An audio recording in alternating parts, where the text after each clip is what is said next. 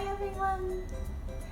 In previous video, I said I completed part 1, it's like a unit 1 for public speaking free online course. And in the contents 1.9, I have to submit or I have to try assignment. Let me share the screen first, what kind of things I have done. Go!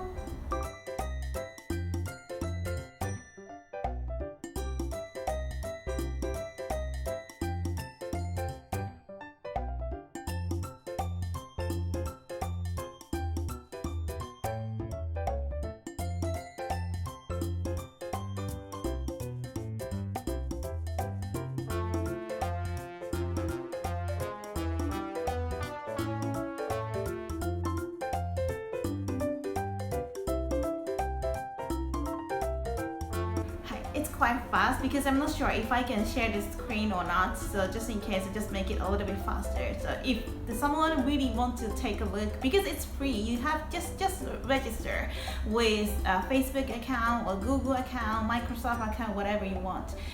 So let me practice the what which I choose as a topic.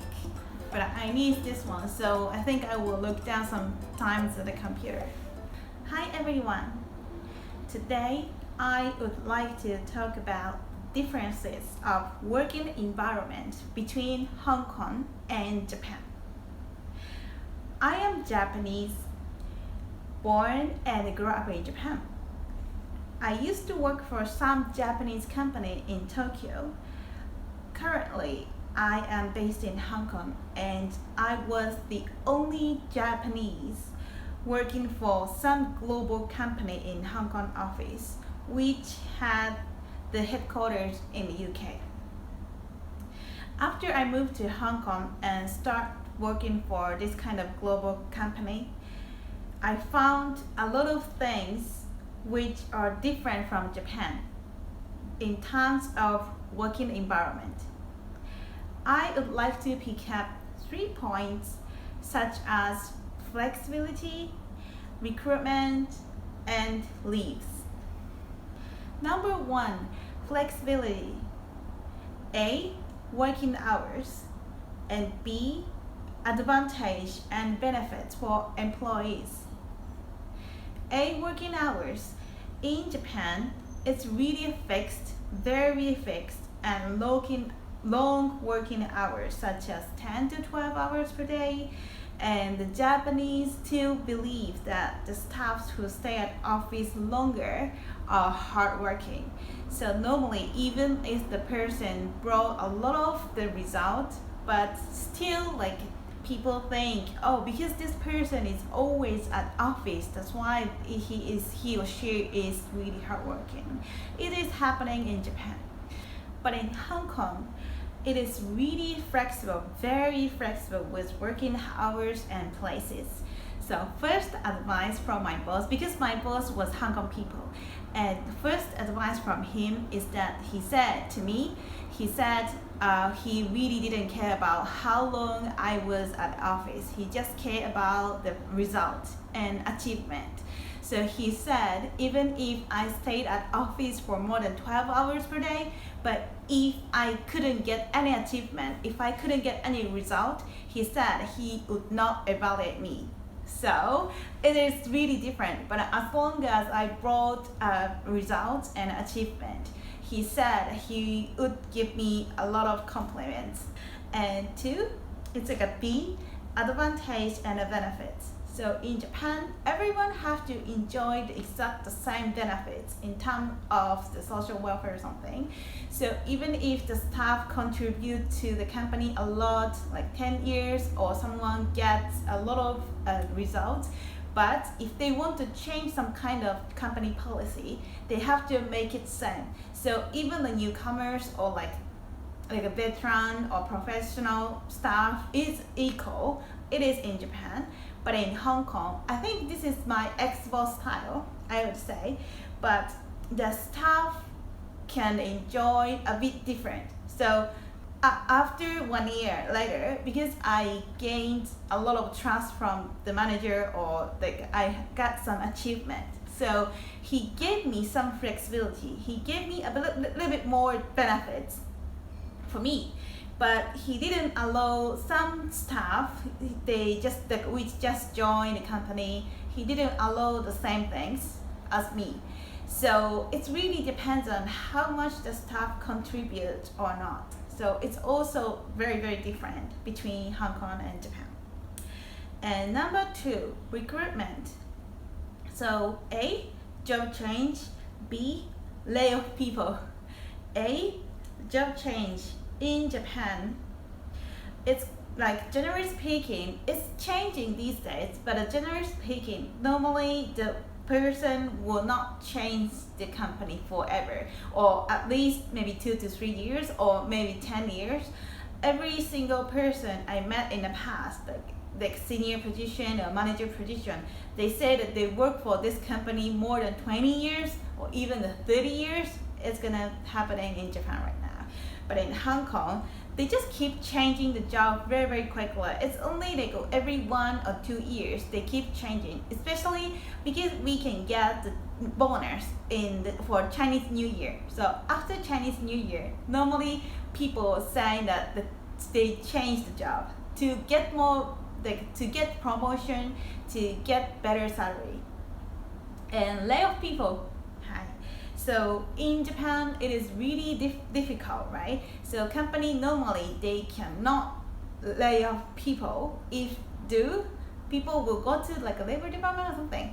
But in Hong Kong, it's really, really easy. It's like same as like a changing the job for employees, but also the company always easy to lay off people. Yeah, so as long as they gave this employees for prior notice or compensation, which was confirmed in the contract, it's no problem. So normally the one staff came back to the office the morning time, and then HR asked her to come to the different rooms, and then she told them, oh, today is the last day of you, so can you leave in 20 minutes or something. So normally after people get laid off, the company will not allow the employees to touch any emails or computer or something. They just have to pack up everything, their own personal belongings, and they have to go. And last, number 3, it's about leaves. Yeah, holidays. A, annual leave. B, sick leave. C, maternity and childcare leave. A, so in Japan, I think it's from 12 days to 20 days per year, I think. But they have to have the reasonable reason to take a new leave, right? So their boss is asking why you need to take a new leave. It shouldn't be, right? But it's happening in Japan. And then most of them only use a 50% of annual leave, I think. But in Hong Kong, it's really easy. We're gonna only get the 12 days, but actually they use all of them, 100% they will use. Yeah, so they're really enjoying, especially in December, because the annual leave start counting from January to December. And in December, we also have the Christmas holiday, so all of the employees use their annual leaves all the time. And B, sick leave. So in Japan, normally only if the employees get sick, and then they apply for annual leave, right? Not for sick leave. They apply. It is the one of the chance to take annual leave, which is a little bit, it's crazy, I think. But in Hong Kong, we have a 2 days sick leave per month. And Hong Kong people, normally they get sick leave, even if the symptoms is really light, it's a slight cold, it's just it's hard, they're painful for throat, but they always take sick leave, and it's really normal. Even my ex-boss took the sick leave, so I think I was the only person who really didn't take sick leave. Yeah, so it's also different.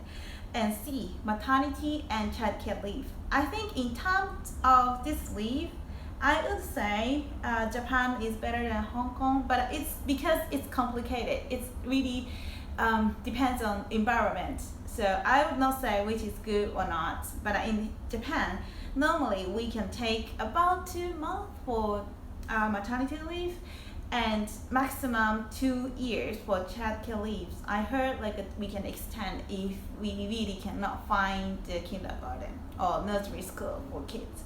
So it's maximum 2.5 years in total if it's something happening. But in Hong Kong, I only can take the 10 weeks in total, not only for maternity leave. So normally, ladies would work 2 weeks before the expected date, and after 2 months they gave birth, they just come back to the office. But because we have the culture for having helpers, so I cannot compare which is good or not, but it's huge difference between Japan and Hong Kong. Those are the 3 points I just talked about today. It's really briefly, and I found it's a huge difference from Japan and Hong Kong in terms of the working environment. But I believe that each country has a bright side and dark side, and it also depends on companies. So which I explained today is just a general speaking, and also this is, I would say, it was my expo style. So even if the company is in Hong Kong, maybe sometimes it's different. It really depends on company. But I would say the thing I introduced today were just one of examples which I have experienced in Hong Kong. So it could be different, it could be wrong, but this is just my experience. And the important thing is if you can accept them, if you are happy with that. So we have the right to choose where we work. So this is what I want to say. So I am not saying which is good, which is bad. If you hear about that, if you feel more comfortable with Japanese culture, you can go for it. But if you are attracted with a Hong Kong style, you can try. So it really depends on us. It really depends how much you can accept, how you feel. It is your right to choose your environment. Thank you so much. Bye.